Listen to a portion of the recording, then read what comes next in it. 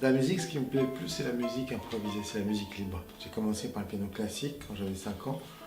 Donc je lisais des partitions et j'aimais beaucoup ça. J'écoutais de la musique classique. Puis à 13 ans, j'ai écouté mon premier disque de jazz. C'était un disque de Fats Weller, un pianiste de ragtime. Et là, j'avais l'impression que c'était Jean-Sébastien Bach avec du rythme. J'ai trouvé ça génial. Et là, je me suis dit, mais comment on fait pour jouer cette musique? Parce qu'il n'y a pas de... Je voyais des pianistes improviser pendant des heures. Et j'ai mis un grand moment pour finalement accéder enfin à la liberté d'improvisation du jazz. Il y a des techniques pour ça. Mais ces techniques, elles ont été perdues et oubliées par les pianistes classiques. Voilà, ce qui me plaît le plus, c'est la liberté dans la musique, c'est le freestyle un peu.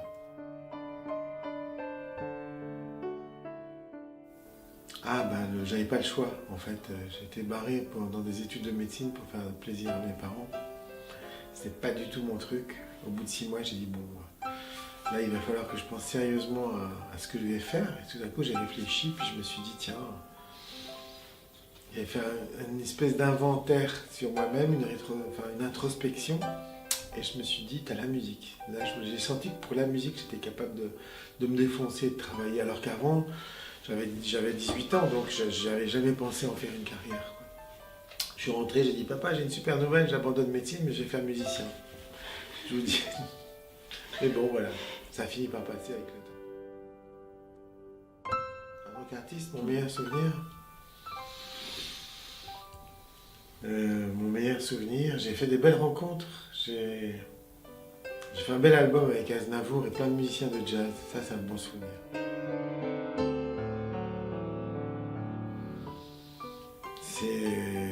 C'est pas difficile, c'est pas désagréable non plus, à la mesure où les gens sont plutôt sympas. C'est vrai que si. Et donc voilà, j'essaye de répondre un petit peu. C'est plus facile et c'est plus vite fait de répondre oui à un selfie que de dire non, je suis pas bien coiffé, etc.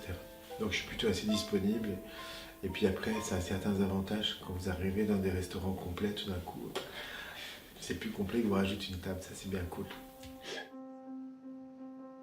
Ah oui, ils sont tous barrés de Paris. Ils supportaient pas. Ma femme, elle craquait, les enfants étaient encore petits, on les prenait dans la poussette, mais les filles, pardon, vous pouvez nous prendre en photo s'il vous plaît. Elle disait, mais je suis pas la fille au père, merde. Enfin voilà, donc on s'est retrouvés à Chamonix, à la montagne, où là on est tranquille.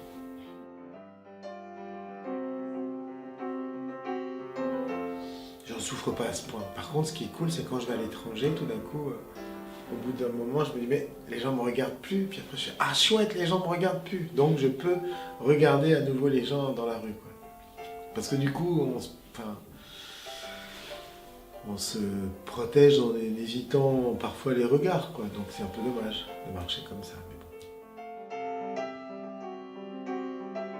Pianiste. Enfin, musicien, c'est vraiment mon métier de base. Et jouer sur scène, j'allais dire, c'est un vrai boulot. Le reste aussi, c'est un vrai boulot, mais surtout dans cette musique qui est improvisée. Là, je fais un concert avec China. Il n'y a pas de batteur, il n'y a pas de bassiste, donc il faut être super concentré. Donc c'est assez pointu, quoi. L'exercice du piano-voix est très délicat parce qu'il faut, voilà, faut suggérer tout un orchestre avec le piano, à soi tout seul. Donc c'est un peu c'est pas une lutte, mais presque. Quoi. Il ne faut pas que ce soit une lutte, il y a quelque chose de désagréable dans la lutte. Alors que là, voilà, mais ça mobilise une énergie incroyable et tout. Et quand on sort de scène et qu'on est arrivé, qu'on voit les gens debout, on fait bon, ça nous file la patate. Quand j'étais petit, je disais je serais chef d'orchestre ou pompier.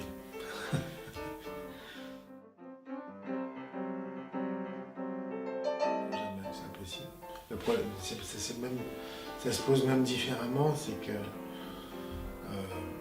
il y avait des débats pardon, il y a 4-5 ans sur la retraite.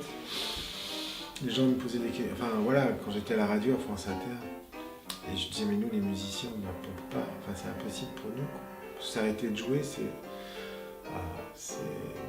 quand on peut plus, donc ça veut dire qu'on va mourir. C'est vraiment voilà. C'est vraiment la chanson de Dalida. Moi, je veux mourir sur scène.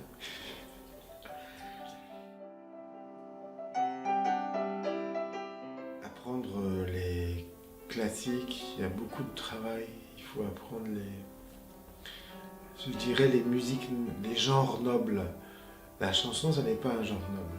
Si on connaît les genres nobles, c'est-à-dire la musique classique et le jazz, à ce moment-là, on est capable de faire des chansons, parce qu'on connaît le plus difficile. Donc du coup, c'est plus facile de faire des chansons simples. Ou alors, si c'est de la chanson qu'on veut faire, il faut en avoir écouté beaucoup, beaucoup, beaucoup. Il y a tellement amoureux de ça que petit à petit, on arrive à trouver sa voix. Mais je dirais que la musique, ça fait partie des métiers qui sont des passions et c'est formidable. Mais du coup, ça veut dire qu'il n'y a pas de répit. Même quand on dort, la musique, elle travaille dans nos têtes et tout. Il faut toujours être dedans 24 heures sur 24. C'est pas un truc qui peut se faire en amateur à moitié. Ça plus que tout autre métier. Ce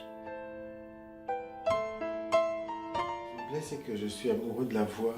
Et donc, pour le coup, voilà, je trouve que c'est le plus bel instrument qui soit. Et ça reste un mystère pour moi. Pourquoi quelqu'un qui chante très bien, tout juste, formidable, qui est beau, qui est belle, bah, ça ne nous fait rien du tout. Puis arrive derrière quelqu'un d'un peu déglingo qui chante avec une drôle de voix, et là tout d'un coup, il y a une magie, l'émotion. Et je ne sais toujours pas pourquoi. Je crois que c'est pour ça que je continue à faire ce programme.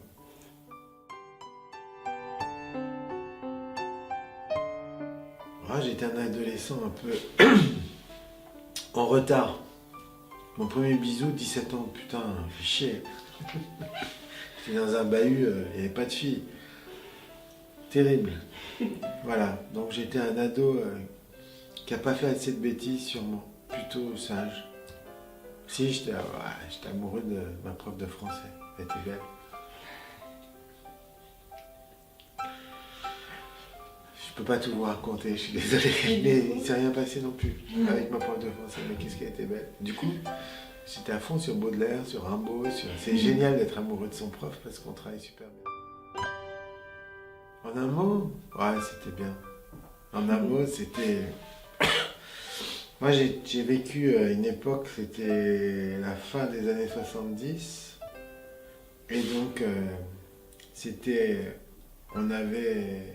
on était encore sur les utopies post-68 ans. Donc, c'était bien parce qu'il y avait de l'espoir. Notre rêve, c'était de ne pas travailler et presque pas de chômage. Et on avait de grands idéaux révolutionnaires qui étaient certes utopiques, mais par contre, c'est impressionnant quand j'y pense après coup de voir des gosses de 14 ans faire des meetings, haranguer la foule sur des sujets graves comme à l'époque, c'était quoi?